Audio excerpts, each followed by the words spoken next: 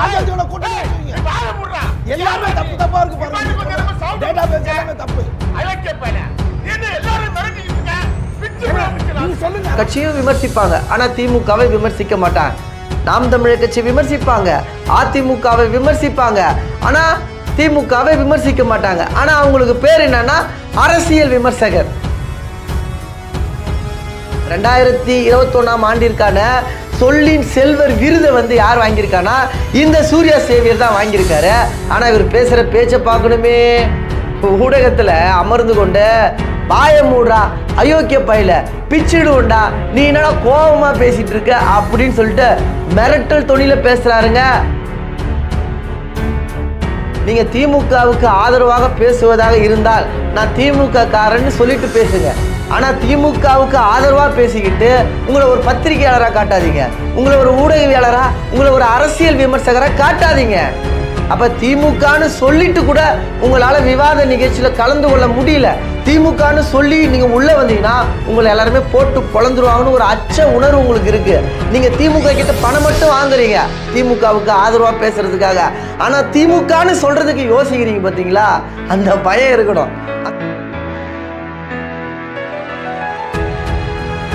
தமிழுறவுகள் அனைவருக்கும் வணக்கம்.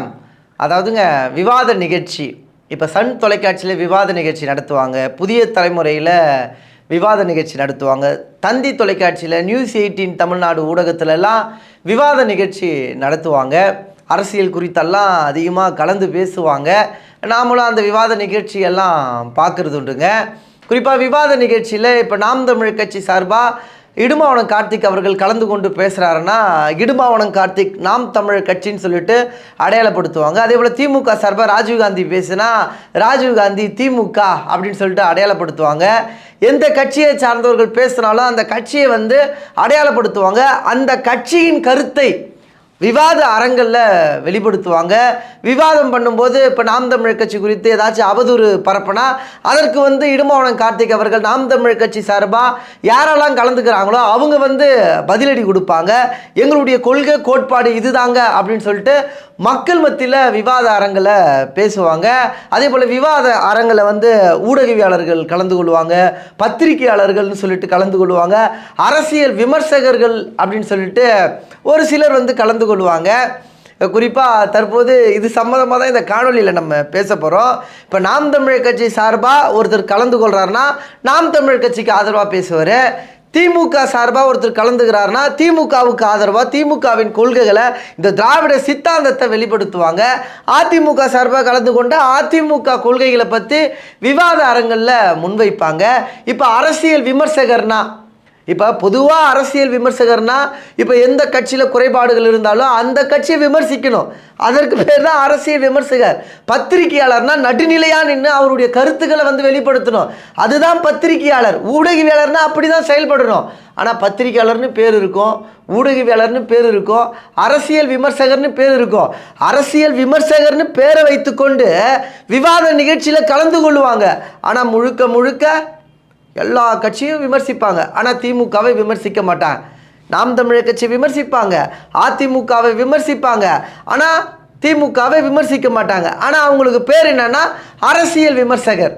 பேரை இப்படி வைத்துக்கொண்டு திமுகவுக்கு ஆதரவாக பேசுவாங்க. அதே போல் ஊடகவியாளர்னு சொல்கிறது, பத்திரிகையாளர்னு சொல்கிறது.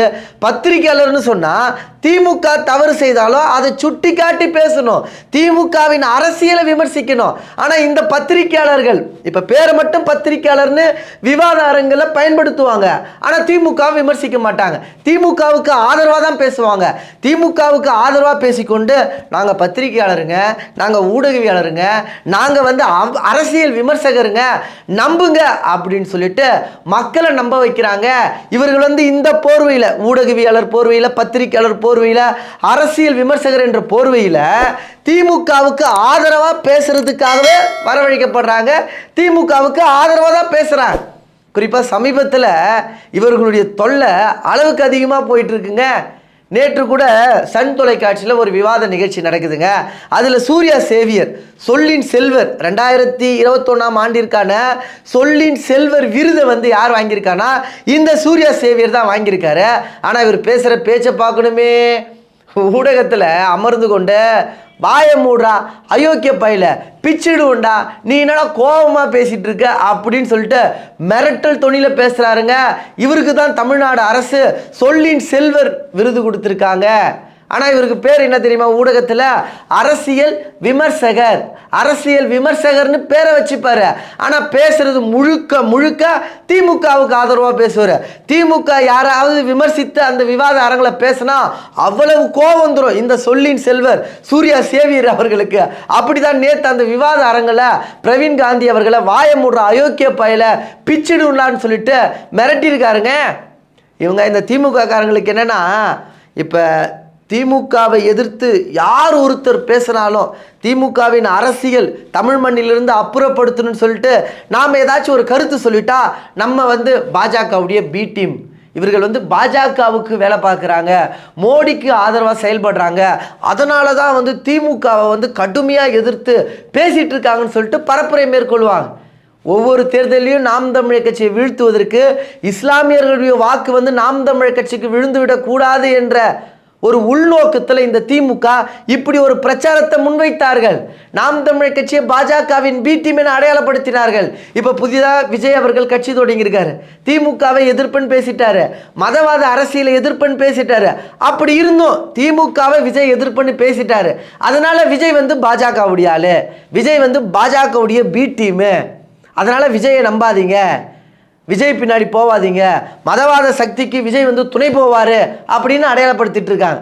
அதற்கு யாரெல்லாம் துணை போகிறாங்கன்னா, இந்த பத்திரிகையாளர்னு சொல்லிட்டு, இந்த அரசியல் விமர்சகர்னு சொல்லிட்டு, ஊடகவியாளர்னு சொல்லிட்டு, இந்த திமுகவுக்கு ஆதரவாக பேசுகிறாங்க பார்த்தீங்களா, இவர்கள் தான் ஊடகத்தில் அமர்ந்து கொண்டு இப்படி ஒரு தோற்றத்தை நாம் தமிழர் கட்சி மீது, தமிழக வெற்றி கழகத்தின் மீது, இவர்கள் எல்லாம் பாஜக ஆளுங்க, திமுகவை யார் ஒருத்தர் எதிர்த்தாலும் அவர்கள் பாஜகவுடைய ஆளுன்னு சொல்லிட்டு அடையாளப்படுத்திட்டு இருக்காங்க.